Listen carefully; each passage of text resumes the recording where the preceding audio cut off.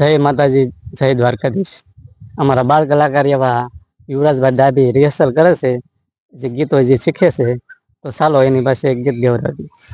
એ કાળા કાળા કાનજી ને રૂપાળા રણછોડ રંગીલા રંગીલા રણછોડ રંગીલા। એ શેઠ મારો શ્યામળિયો ને દ્વારિકા સે ધામ રણછોડ રંગીલા રણછોડ રંગીલા।